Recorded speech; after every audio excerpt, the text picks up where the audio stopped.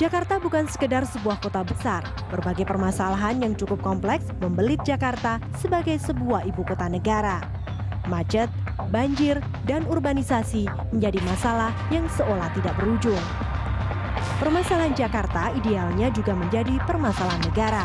Permasalahan DKI Jakarta tentu tak bisa diselesaikan sendiri tanpa campur tangan pemerintah pusat. Sebelumnya pemerintah DKI mengeluhkan kemacetan dan banjir di Jakarta yang seharusnya juga menjadi tanggung jawab pemerintah pusat. 8 dari 16 sungai di Jakarta misalnya merupakan tanggung jawab pemerintah pusat. Begitu pula jalanan di Jakarta yang menjadi tanggung jawab bersama pemerintah daerah dan pemerintah pusat. Pemerintah pusat seyogyanya memberikan dukungan regulasi maupun pendanaan kepada pemerintah kota DKI Jakarta. Kini di tangan Ahok, bagaimana Jakarta akan membangun sinergi kinerja antara pusat dan daerah. Pak Ahok, ini kalau kita bicara soal penanganan kemacetan, salah satu proyeknya adalah monorel. Nah, ini ada yang mengatakan bahwa kok Pak Ahok kayaknya mencoba untuk menahan-nahan. Nah, ini gimana sebetulnya, Pak? Makanya saya bilang, itu kan sengaja dijual ke opini seperti itu. Saya katakan di dalam pola transportasi makro, kajiannya sangat jelas bahwa kita butuh semua alat transportasi massal yang berbasis rare. Salah satu adalah monorer.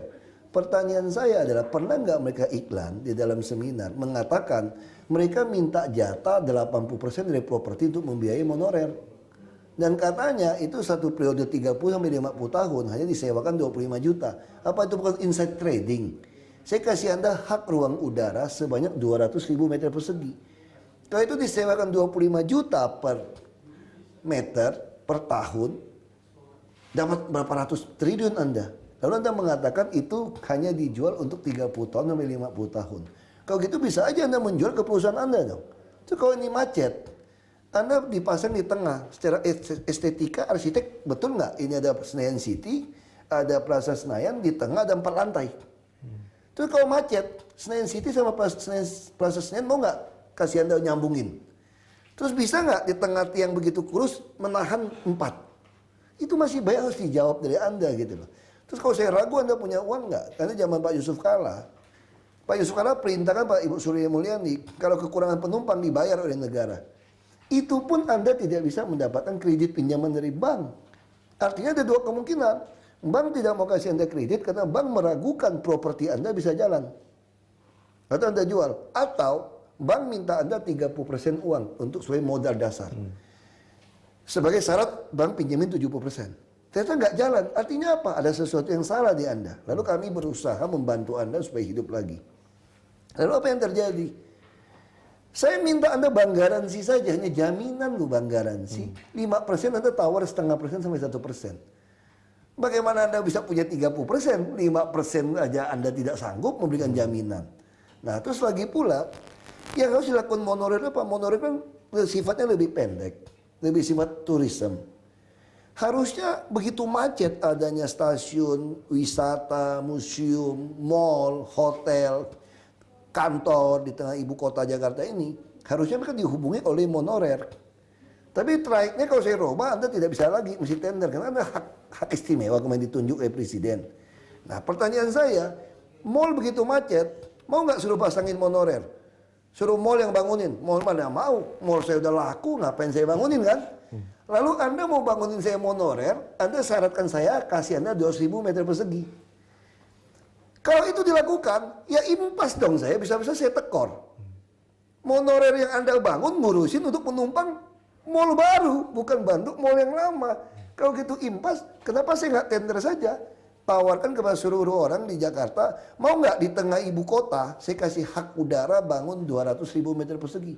Yang mau dapat itu, syaratnya bangunin saya monorer yang menghubungkan semua mall. Kalau 200.000 kurang, 400.000 deh.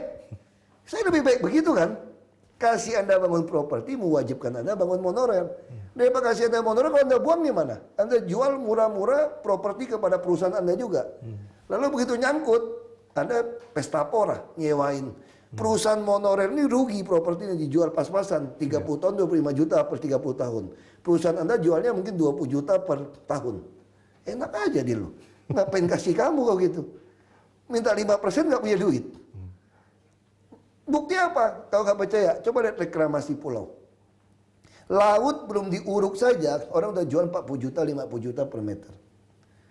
Ini di tengah ibu kota, jalan utama, kira-kira laku nggak kalau dia dapat surat dari kami untuk jualan itu? Kalau dia jual itu 25 juta saja, kalau dia bilang kali 30 tahun lebih mencurigakan lagi. Dia sewakan murah-murah 25 juta per 30 tahun, dia dapat 5 triliun. Kalau ongkos dia bangun 2 triliun, dia untung 3 triliun.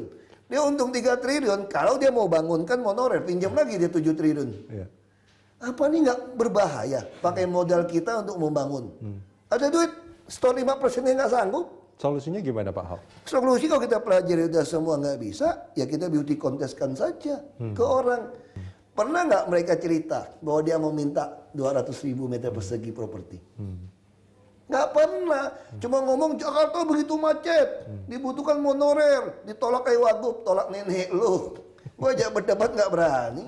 Sekarang kirim surat baik-baikin saya. Kita mau nurut Anda, dia mau lakukan apa saja. Saya nggak usah ribut, public hearing aja. Lu kirim 1.000 orang pintar lu debat sama saya tunggu. Oh, kalau kita melihat kan sebetulnya kemarin ada pembangunan misalkan Rusunawa yang katanya untuk orang berpenghasilan tertentu, tapi ternyata yang memiliki juga orang-orang Ini lagi kita sikat. yang kaya-kaya. Ini kita lagi sikat. Kita udah ketemu caranya. Anda kalau tinggal di Rusunawa harus ber-KTP Rusunawa. Nah kalau Anda punya rumah tempat lain, Anda mikir mau pindah. Terus harus ada surat perjanjian. Harus didebit rekening oleh bank. Nah kita lagi lakukan. Ini kan ada permainan oknum di dalam, dijual-jualkan. Rakyat kecil miskin juga ada oknumnya juga. Dia juga jual. Nah ini yang lagi kita sisir. Yang tinggal di sini siapa, kita akan mulai memidanakan mereka. Akan mempidanakan? Iya, kita nggak peduli. Kapan itu akan dimulai Pak? Kita siapkan, saya kasih mereka sampai Juni. Semua harus dibereskan. Kita akan kirim pasukan polisi untuk periksa. Ya. Nah kalau tidak, Anda bangun berapa ratus ribu unit pun dimakan dari orang. Iya, dan itu akan dijadikan Karena ada investasi bukan kekurangan. tempat tinggal Iya, sebetulnya. ada yang punya 10-20 kita mulai sita. Nah ada yang sewain kepada pelajar. Kosnya dia bayar kami 150.000 per bulan. Dia sewain 1,5 juta satu orang kos. 2 kamar 2 juta, 3 juta. Oknum-oknum lurah juga ada pernah kita tangkap.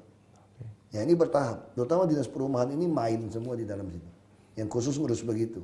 Tapi kita masih harap masih ada yang baik di dalam. Jadi yang kita dia mau bereskan. Baik. Pak Ahok, kalau kita bicara soal kemacetan, soal banjir, kalau saya tidak salah Pak Ahok juga sempat mengatakan bahwa ini mestinya bukan tanggung jawab Pemprov sendirian. Artinya pusat juga harusnya terlibat. Nah ini sinergi yang seperti apa sih sebetulnya yang diharapkan? Pemerintah pusat kan BPN di bawah pemerintah pusat.